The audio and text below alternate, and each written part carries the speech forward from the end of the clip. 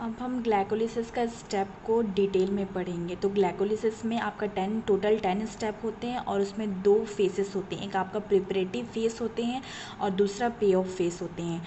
सो सबसे first of all हम लोग प्रिपरेटिव फेस पढ़ेंगे। प्रिपरेटिव फेस क्या होता है? आपका एनर्जी इन्वेस्टमेंट फेस होता है। यहाँ पे एनर्जी का यूज़ होता है, इन्वेस्ट होता है।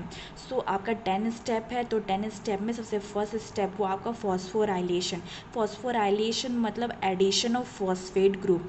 सो यहाँ पे आपका जो ग्लूकोज है, ग्लूकोज वो कन्वर्ट हो जाता है, फॉस्फोराइज्ड होता है इनटू ग्लूकोज 6 फॉस्फेट में।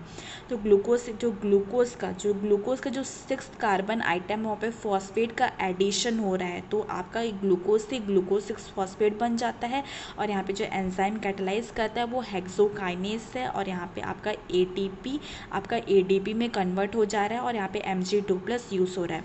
देन सेकेंड जो स्टेप रहता है वो आइसोमराइजेशन। तो यहाँ पे जो ग्लूकोज 6 फॉस्फेट है ना, वो फ्रक्टोज 6 फॉस्फेट का आइसोमर है, तो वो ग्लूकोज 6 फॉस्फेट वो आइसोमराइज्ड हो जा रहा है इनटू फ्रक्टोज 6 फॉस्फेट। और इसमें जो एंजाइम यूज़ होता है वो आपका फॉस्फोग्लूको आइसोमरेज एंजाइम यूज़ हो रहा है। देन थर्ड जो स्टेप हो रहा है आपका फॉस्फोराइलेशन, फिर से वो फॉस्फेट का आपका एडिशन हो रहा है। तो यहाँ पे हम लोग को फ्रक्टोज 6 फॉस्फेट मिला था, तो आपका जो फ्रक्टोज 6 फॉस्फेट है ना, वो आपका फॉस्फोलाइज्ड हो जा रहा है into fructose 1,6 diphosphate. Fructose 1,6 diphosphate मतलब डाई मतलब 2 फॉस्फेट का एडिशन। तो फ्रक्टोज की आपके ये फर्स्ट कार्बन में और यहाँ पे आपका 6th कार्बन में फॉस्फेट का एडिशन हो रहा है। और यहाँ पे जो एंजाइम यूज़ होते हैं वो आपका फॉस्फोफ्रक्टोकाइनेस एंजाइम यूज़ हो रहे हैं, और यहाँ पे एटीपी आपका एडीपी में कन्वर्ट हो जा रहा है, और यहाँ पे Mg2+ भी यूज़ हो रहे हैं। देन नेक्स्ट हुआ फोर्थ स्टेप में क्या हो रहा है? Cleavage of fructose 1,6 diphosphate break down हो रहा है या फिर स्प्लिट हो रहा है। आपका फ्रक्टोज 1,6 डाईफॉस्फेट वो स्प्लिट हो रहा है। तो यहाँ पे देखेंगे फ्रक्टोज 1,6 डाईफॉस्फेट वो स्प्लिट होता है या फिर ब्रेक डाउन होता है इनटू टू मॉलिक्यूल्स, वो भी 3 कार्बन मॉलिक्यूल्स हैं। ठीक है, तो 2 मॉलिक्यूल्स क्या में हो रहा है, क्या में ब्रेक डाउन हो रहा है? That is dihydroxy acetone phosphate में ब्रेक डाउन हो रहा है, और एक ग्लिसरल्डिहाइड 3 फॉस्फेट में। और यहाँ पे जो एंजाइम कैटलाइज कर रहा है वो एल्डोलेस एंजाइम ये कैटलाइज कर रहा है। देन 5th स्टेप हो रहा है आपका आइसोमराइजेशन। सो जो डाईहाइड्रो ऑक्सी एसीटोन फॉस्फेट है ना, वो आइसोमराइज्ड हो जा रहा है इनटू ग्लिसरल्डिहाइड 3 फॉस्फेट में। और यहाँ पे जो एंजाइम कैटलाइज कर रहा है इस रिएक्शन को वो है ट्रेओस फॉस्फो आइसोमरेज। देन नेक्स्ट ये आपका फर्स्ट 2 फेज था, ये आपका प्रिपरेटिव फेज में इन्वॉल्व होता है। देन नेक्स्ट हुआ आपका सेकेंड फेज, दैट इज पे ऑफ फेज। पे ऑफ फेज में यहाँ पे प्रिपरेटिव फेज में एनर्जी का इन्वेस्टमेंट हो रहा था। अब पे ऑफ फेज में आपका एनर्जी का जनरेशन या फिर प्रोडक्शन होगा। सो पे ऑफ फेज में आपका 6th स्टेप आता है, that is oxidation and phosphorylation. इसमें क्या हो रहा है आपका ऑक्सीडेशन भी हो रहा है और यहाँ पे एडिशन ऑफ फॉस्फेट ग्रुप भी हो रहा है। सो ये जो ग्लिसरल्डिहाइड 3 फॉस्फेट है, ग्लिसरल्डिहाइड 3 फॉस्फेट का ऑक्सीडेशन भी हो रहा है, उसका फॉस्फोराइलेशन भी हो रहा है, तो ये कन्वर्ट हो जा रहा है आपका 1,3 डाईफॉस्फोग्लिसरेट।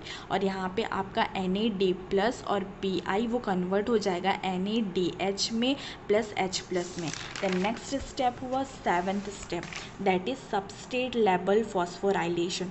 सबस्ट्रेट लेवल फॉस्फोराइलेशन में क्या होता है, आपका फॉस्फोराइल ग्रुप का ट्रांसफ़र होता है। सो यहाँ पे जो एंजाइम है जो फॉस्फोराइल ग्रुप का ट्रांसफ़र कर रहा है वो एंजाइम है आपका फॉस्फोग्लिसरेट काइनेस एंजाइम है जो ट्रांसफ़र करता है आपका फॉस्फोराइल ग्रुप को।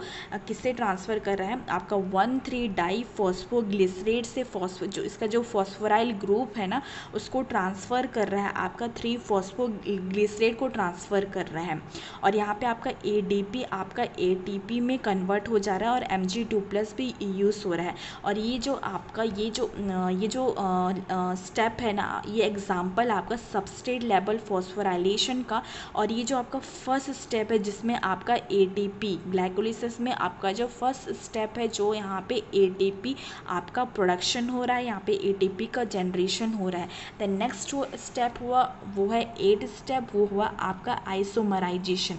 आइसोमराइजेशन में अभी 3-फॉस्फोग्लिसरेट बना था, ये 3-फॉस्फोग्लिसरेट वो आइसोमराइज्ड हो जाएगा इनटू 2-फॉस्फोग्लिसरेट में। और यहाँ पे जो एंजाइम इन्वॉल्व होंगे वो फॉस्फोग्लिसरेट म्यूटेस एंजाइम इन्वॉल्व होंगे। द नेक्स्ट स्टेप हुआ उसका 9th step, that is dehydration. Dehydration मतलब रिमूवल ऑफ वाटर, यहाँ पे dehydration, removal of water, water का रिमूवल हो रहा है।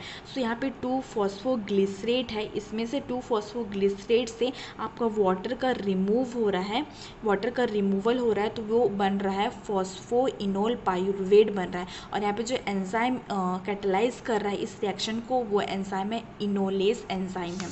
The last step that is substrate level phosphorylation step.